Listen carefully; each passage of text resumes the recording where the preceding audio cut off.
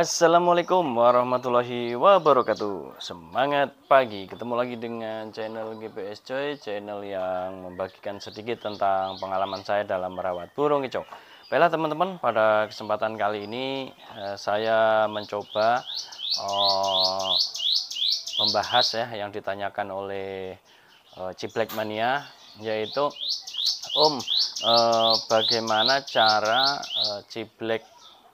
ciblek yang kita miliki itu biar dia itu tidak takut mobil, tidak takut motor yang lewat lalu lalang depan rumah gitu ya.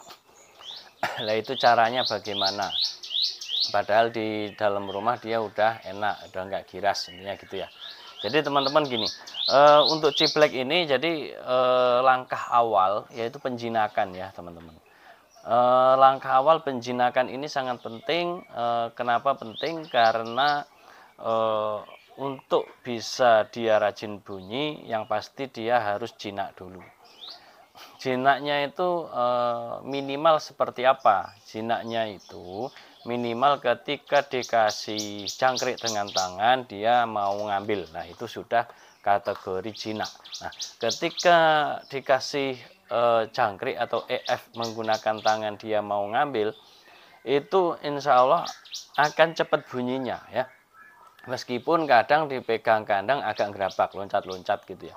Karena sejinak-jinaknya ciblek itu pasti ada loncat-loncatnya gitu. Yang penting tidak nyucuk ke jerujinya. Itu aja kuncinya itu. Kalau cuman loncat-loncat nggak masalah ya, teman. Berarti itu udah aman lah gitu ya. Itu. Jadi itu perawatannya sudah aman. Nah, untuk selanjutnya bagaimana biar dia itu tidak takut di keramaian. Nah, misalnya gini teman-teman. Misalnya taruh di depan teras ya kan, depan teras pagi sampai sore gitu ya. Itu misalnya teman-teman punya ruko di pinggir jalan raya. Nah, itu ada dua tuh enak ya. Pertama teras rumah dulu ya. Kalau di depan teras rumah kita itu sudah anteng ya. Ada motor lewat, orang lewat, itu anteng berarti sudah aman pertama. Nah, gitu ya. Itu pertama, itu penting ya. Pertama itu taruh di teras yang dekat rumah kita aja gitu ya. Nah, kalau rumah kita itu ternyata pinggir jalan raya, banyak mobil, banyak motor ya kan, kenceng-kenceng, wang-weng gitu ya, berisik gitu kan. Nah, itu dia itu takut kalau di dalam rumah lalu lalang orang, kita yang di rumah dia nggak masalah gitu misalnya gitu ya.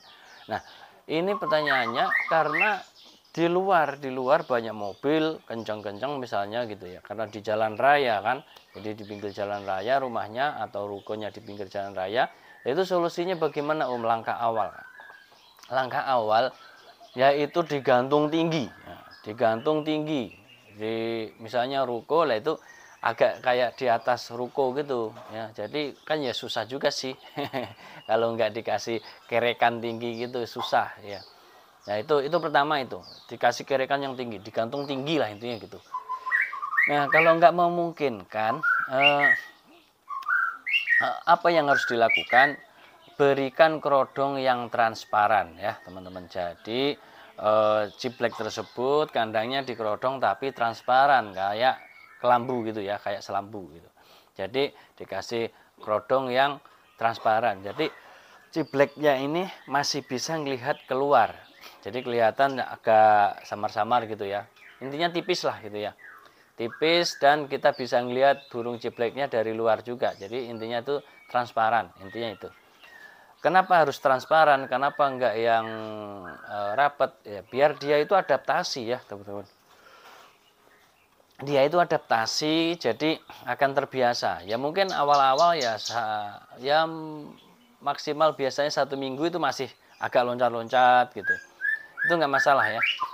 Tapi kalau sudah anteng, ketika pakai kerodong kerodong transparan itu anteng, jadi yang nggak loncat-loncat, nggak gerabak gitu ya, itu bisa dibuka bertahap.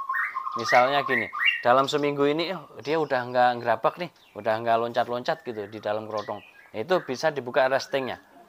buka resletingnya, tapi nggak usah dibuka dulu. Intinya itu nggak usah dinaikkan ya kerodongnya. Jadi yang dibuka resletingnya aja. Nah, setelah itu biarkan dulu. Kalau dia anteng, nah itu baru mulai dibuka separuh, ya kan? Jadi dibuka resletingnya terus disangkutkan di atas gitu ya kerodongnya. Jadi yang belakang masih ketutup. Nah, begitu. Kalau dengan posisi itu dia sudah anteng, ya kan dalam waktu seminggu anteng, nah itu dibuka semua aja. Itu nggak usah dikerodong. Jadi semuanya itu perlu tahap ya, tahap untuk supaya dia itu adaptasi. Jadi seperti itu ya teman-teman. Ketika adaptasi seperti itu, berikan EF kesukaannya. Misalnya dia suka jangkrik, ya udah kasih jangkrik gitu kan. Kalau dia suka kroto ya kasih kroto gitu ya. Begitu teman-teman ya. Atau dikombinasi jangkrik kroto gitu ya. Atau jangkrik ulet kandang gitu ya. Seperti itu teman-teman. Jadi terapinya seperti itu, dan jangan jangan dipaksakan.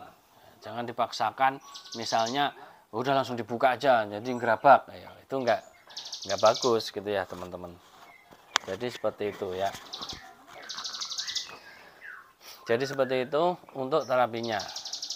Gitu teman-teman. Semoga sedikit tip ini bisa membantu teman-teman ya, terutama jiplek mania yang jipleknya giras, masih takut dengan keramaian ya teman-teman. Demikian yang dapat saya sampaikan. Kalau yang kurang jelas bisa ditanyakan di kolom komentar. Gitu teman-teman. Ya jangan lupa kalau misalnya ada yang mau pesen pakan racikan sudah tersedia di Shopee ya. Tinggal klik pesen, udah jadi ya teman-teman. Demikian teman-teman. Akhirnya wassalamualaikum warahmatullahi wabarakatuh. Salam.